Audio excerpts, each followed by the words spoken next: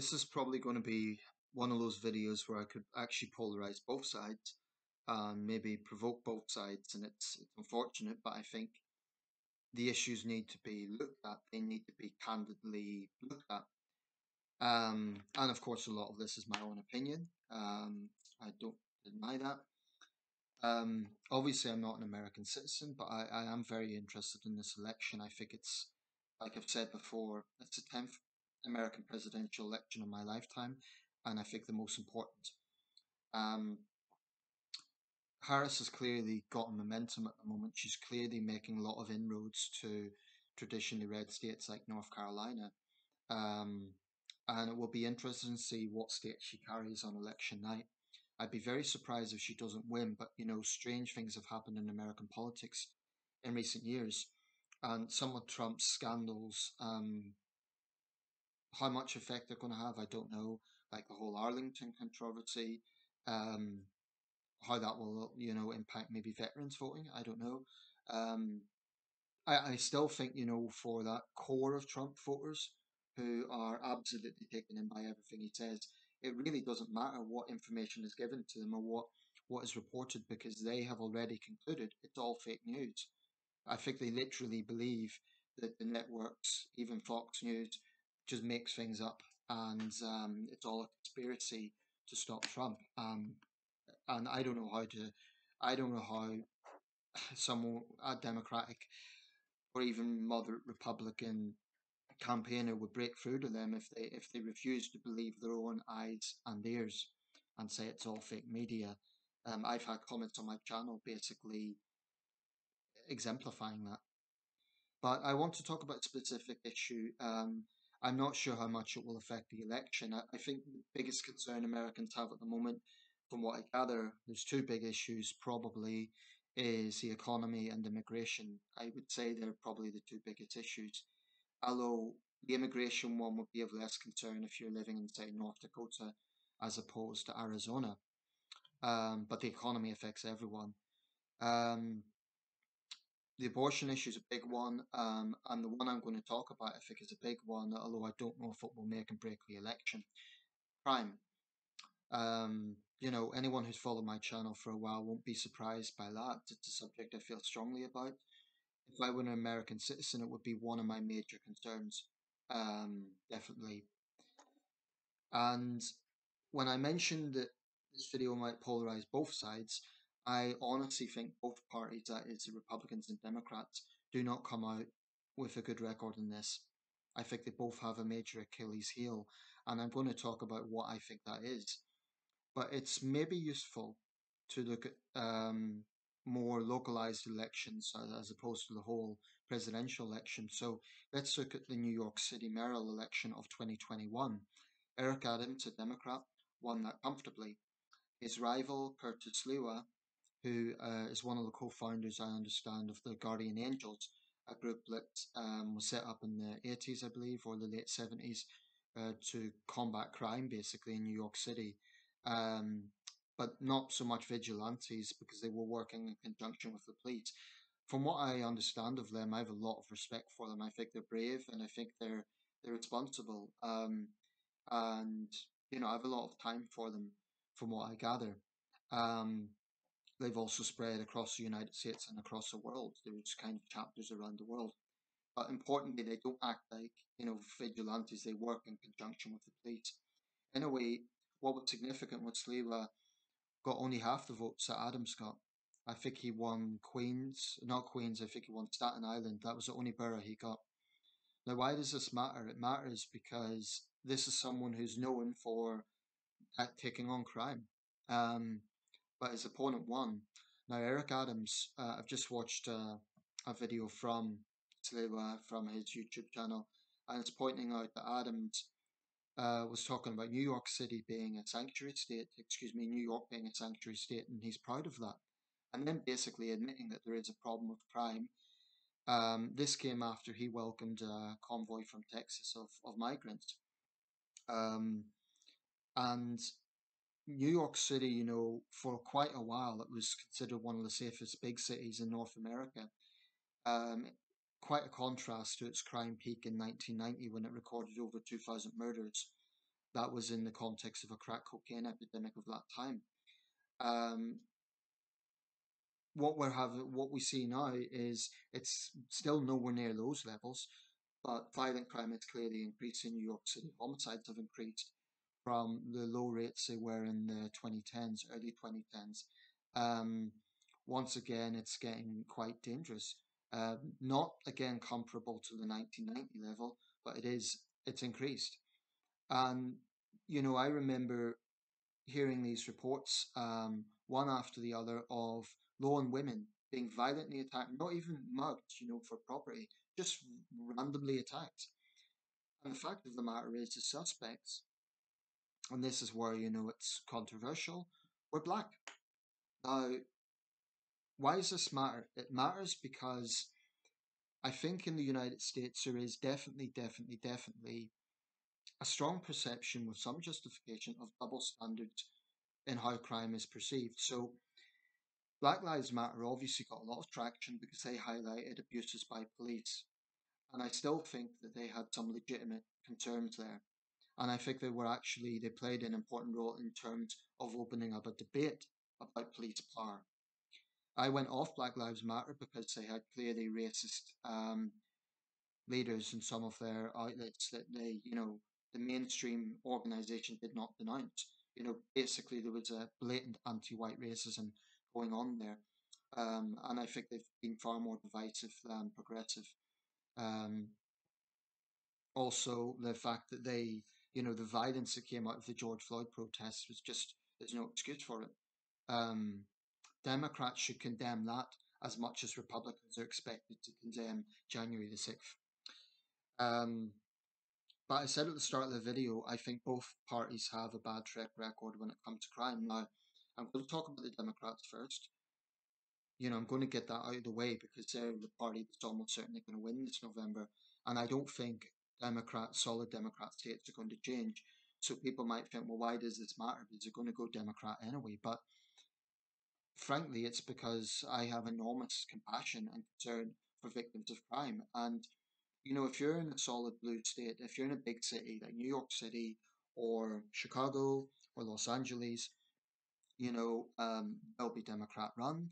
They'll probably go Democrat in November. But if you're a victim of crime, you may wonder if that's really the right choice. And I don't think they'll vote for Trump.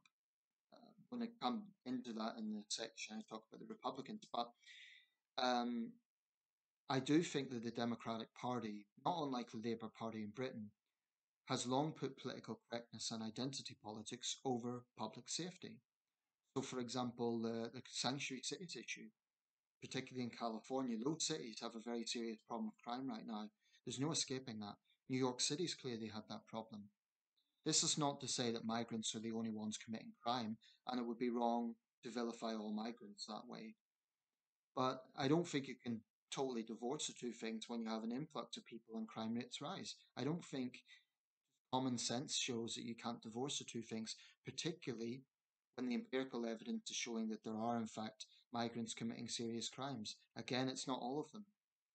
But the Democratic Party's response to this would be, it's racist. You can't talk about that. There is an elephant in the room.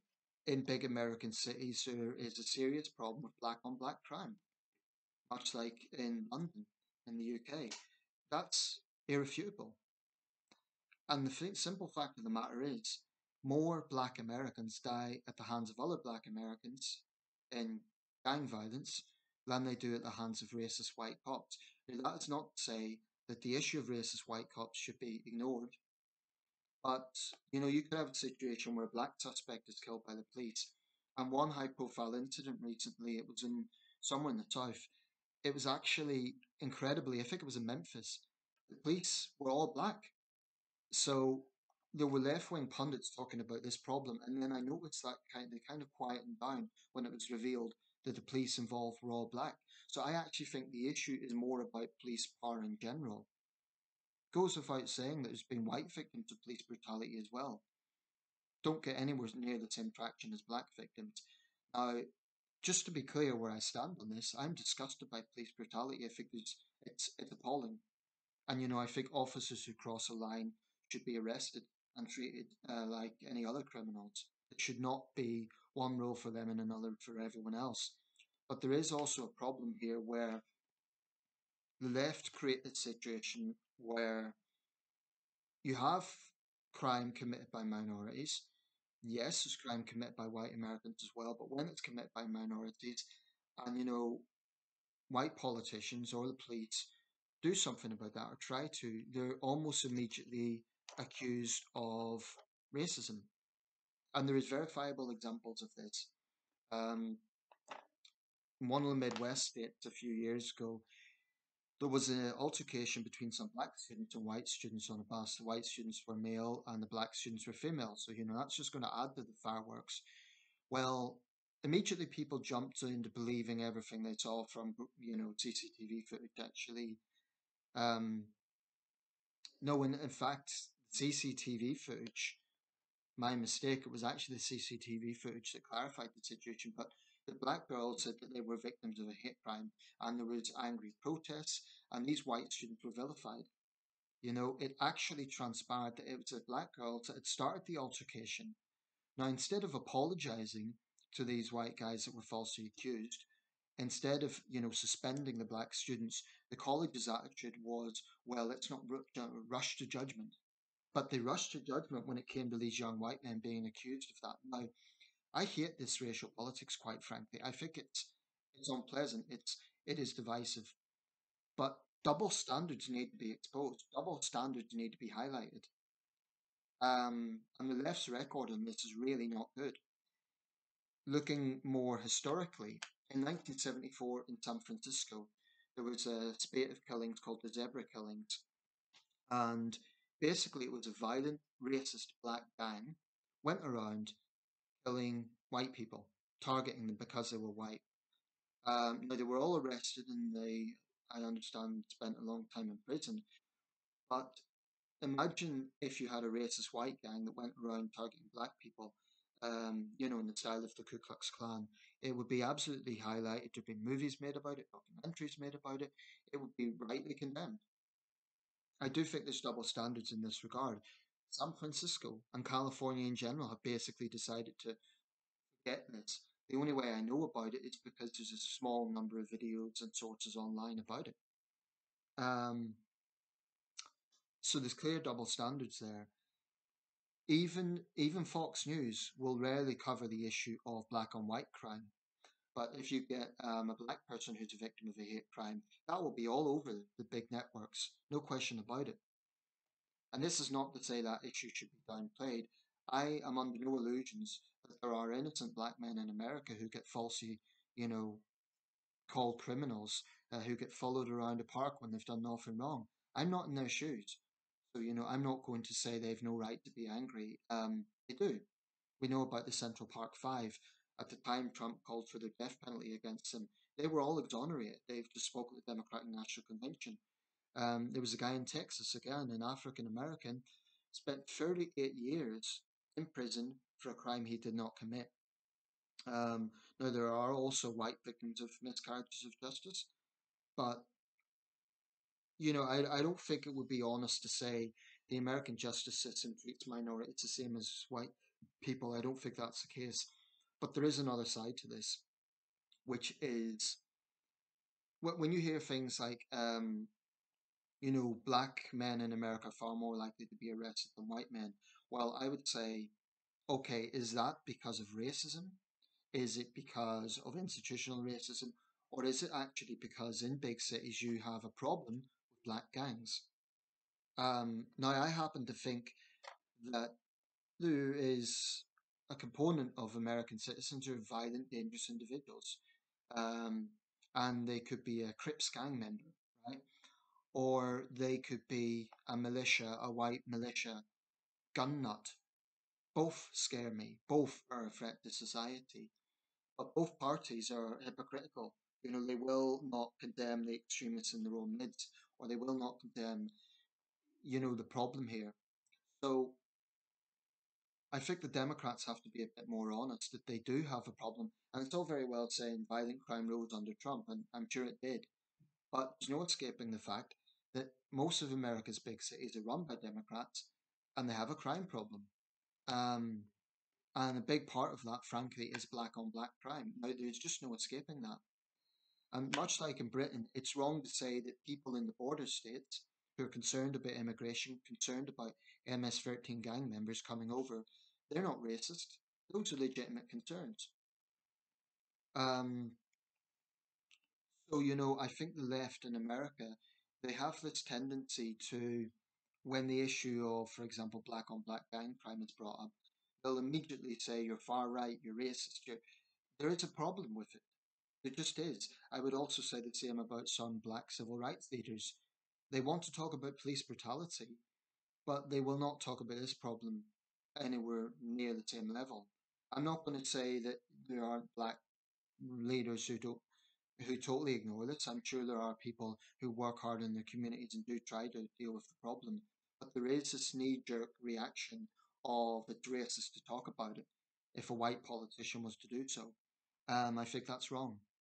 Um, an interesting thing with Kamala Harris actually is some of her critics on the left point out that, and no doubt the Republicans will try to exploit this, although I really don't think they care about the issue, they're just trying to attack her. They'll point out a lot of black men were incarcerated on her watch in California. Um, what I would say there is you can't have it both ways. You can't say she's soft on crime. I'm talking about the right here. And on the other hand, oh, but she's her record in incarcerating black men. Um, the American justice system in general has problems. I don't think anyone should go to prison for marijuana possession. Um, but I do think that violent gang members should be in jail. And I don't think it should be a case of, well, they're black, so it must be racist. You know, those woke reactionaries have to consider if someone commits a crime, they have to pay a price for it. And you can't just assume that the police are being racist because they arrest a black suspect or Hispanic suspect. It's just not, each case has to be looked at in its own merit and the circumstances of what has actually happened. I do think there are double standards. Um, I've spoken about the black and white issue, but about 11 years ago now, 2013 in Boston, there was an incident where a large group of Asian guys attacked a small group of white guys in a parking lot, right? I think there was about four white guys and there was about 20 Asian guys. And needless to say, they left the white guys in hospital. Supposedly, some words were said, alcohol was involved, but whether there was a racial motivation or not, you can be damn sure if a large group of white guys, say frat boys in a college, attacked a group of Asian students, they would absolutely be, there would be massive rallies. There would be, stop the hate crime. I don't think at the time that was treated as a hate crime. I understand that some of the perpetrators were given restraining orders, they were arrested, but why the double standards? I think America, like Britain, where you have a white victim of a hate crime, it's completely ignored. Why? There should be consistent standards in that regard. So that's one thing I dislike about the Democratic Party. I want Harris to win. I suspect they will win, but they need to address this problem. If someone is a victim of a mugging and the perpetrator happens to be black, it doesn't make them a racist to raise awareness and raise concerns about this, and they have every right to be angry and demand that the perpetrator faces justice. I'm tired of so called community leaders saying that it's racist to talk about these problems. Um, we have a similar problem in Britain with that sort of reactionary mindset. Now, on the Republican side, I've said I was going to talk about both parties. On the Republican side, they don't tend to run big cities in the same way. But to me, their big Achilles heel is gun violence. I mean, the fact of the matter is, the Republican Party is very closely tied to the gun lobby. This is not universal. There are moderate Republicans who recognize the problem and want to do something about this, including Republican mayors. But Republican presidents, not just Trump, it has to be said George W. Bush as well, have done next to nothing about this problem. Um, the worst mass shooting in recent years in Las Vegas, 59 people killed. I believe actually a 60th died in hospital later. Many more wounded. Trump's response to that was a pathetic, watered down piece of legislation about limiting the number of bullets or something. It's just meaningless. What America needs on this issue is concrete action. Kamala Harris is vowing to do that, and I think she will try her level best to do so, as did previous Democratic presidents, Joe Biden, Barack Obama. Mass shooting after mass shooting, they got up on the podium and said, this is just, it should not be normal. And it's happening time and time again. The Republican attitude, thoughts and prayers, let's get back to normal. I think that's just hard to fathom. I saw one sobering meme which pointed out that America stopped caring about the issue of gun violence when it decided that dead children is a price worth paying for the right to bear arms. Obviously, that's not all Americans, but it's pointing to this attitude with the rights and Republicans, where they really do seem to value the Second Amendment more than dead children, or their attitude to it is let's arm teachers. A good guy with a gun. That theory is all very well, but even if the good guy with a gun takes out the bad guy with a gun, there'll still be some casualties before that. And then who is to say who is the good guy with a gun? Can you honestly say in a crowd, oh, that guy's good, or that woman's good? Who's to tell? That's why it's so stupid. Sylvester Stallone, most celebrities tend to be muted on this issue, probably because they know how sensitive it is. Sylvester Stallone, to his credit, he lost a friend to gun violence. He wasn't mincing his words. Um, he said on this issue that it's damn stupid that it happens in this country, and he basically called it what it is. Um, I think that I get so frustrated with this reactionary attitude. Whenever a Democrat mentions gun control, you get this hysterical response. Oh yeah, that's a good idea. Hitler tried it, or it's socialist, or it's they're gun grabbing. Their attitude to guns is to do all pretty much nothing, or very very watered down legislation. Clearly, nobody who has serious mental health problems or a history of violence should be allowed to get a firearm. That's just common sense. And I can point to international examples, but frankly, I think a lot of Americans are parochial and inward looking. So let's look at an American example. The Clinton administration brought in the assault weapons ban. During the Clinton years, it was Columbine. That was obviously a very notorious example. But in a way, it was an outlier. There wasn't the level of mass shootings in the Clinton years, in conjunction with the assault weapons ban, as there was in subsequent years when you had um, certainly a Republican controlled Congress. Now, when Clinton passed that legislation, that was a very important move. Biden and Obama have tried to do something about this problem, but time and time again, they've went up against Republican legislators. Um, so when it comes to gun violence, I think the Democrats at least have tried to deal with this problem. The Republicans have done nothing. There's a few exceptions. There are some Republican mayors who, for example, favour the coalition to prevent gun violence, and mayors against gun violence, some of them are Republican. Um, but I look at sort of people who literally cling to their firearms and say, 1776, they're never going to take their guns. This sort of siege mentality, it's sad because America has a problem with gun violence. There's just no escaping that.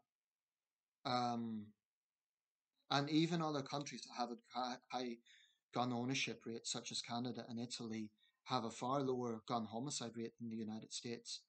Um, the reason being, I would suspect, and I'm not an expert on the subject, but I would suspect that Canada and Italy, whilst they do have higher gun ownership than, say, Britain, they probably have tougher legislation requiring more stringent background checks. I just find it insane that in some American states you can legally open carry, or you can bring a concealed carry. Carrying a loaded firearm into a cinema, but do marijuana and you'll go to prison. It's just I cannot fathom that. So I would say that the Republican record when it comes to gun violence is pathetic.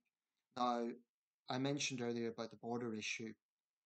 I totally get it that if someone lives in Texas or Arizona or Southern California and they're concerned about MS-13 gang members coming over, they may well be tempted to vote for Trump because he talks tough on the issue. And they say, oh, the Democrats are being politically correct. Trump's telling the truth. But consider this. The Democrats tried to push a bipartisan bill on the border. Trump shut it down. He wanted to shut down the government, I think for his own ego. So the Democrats did try to actually push a bipartisan bill on that. Kamala Harris has said in this campaign that there has to be better border controls. The Democratic record in this is very far from ideal. Biden's record is far from ideal, but I'm not sure any president in recent years can say that they've got a good record on the southern border. That's clearly, it may even be, I mentioned the economy, it may even be the most pressing issue in this election. So Harris has to take that very seriously. And she has to present a concrete plan about what the Democrats are going to do about this. Otherwise, Trump may actually make gains there if he gets back the message and doesn't make personal attacks. This is the thing, if Trump was actually on message and spoke about the immigration issue, that might actually help him. But he's so petty that he's just focused on personal attacks. Anyway, we'll wrap this up. No doubt I will have annoyed both sides with this, but from my perspective as an outsider, I think the Democrats are too politically correct. I think woke ideology has meant that people don't want to talk about the issue of, you know, young black men involved in crime because that would be racist. That would be stigmatizing them. Um, and that is not to downplay all the issues with police brutality and racism in America, of which I am very aware. But it's a reality. It, there's a problem with black crime in America. There just is. And it has to be discussed. So if there's a higher incarceration rate of black men, could it be that there's a disproportionate number of black men involved in crime? And could it be that maybe black community leaders need to be a bit more honest about that, rather than always saying it's racism, it's racism, it's racism? But from the right and the conservative side of things, they need to acknowledge that there are legitimate grievances about police brutality, and also their record in gun violence is basically to have their head in the sands to pretend that it isn't a problem.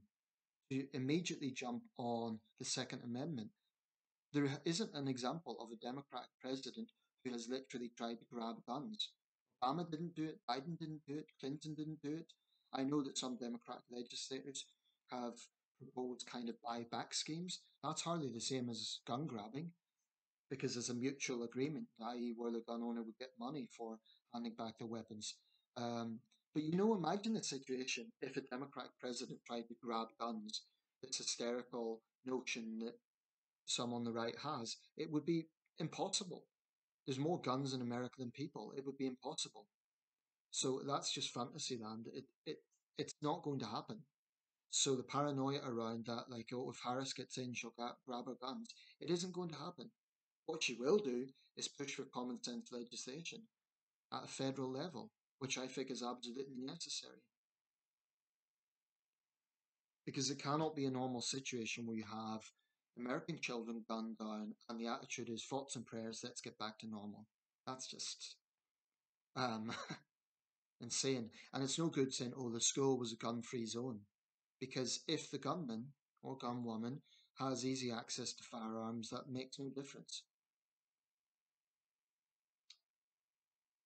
It's very frustrating. But basically, I think both sides cannot say that they have a great record on this. I think both sides have a big Achilles heel for the reasons I've stated.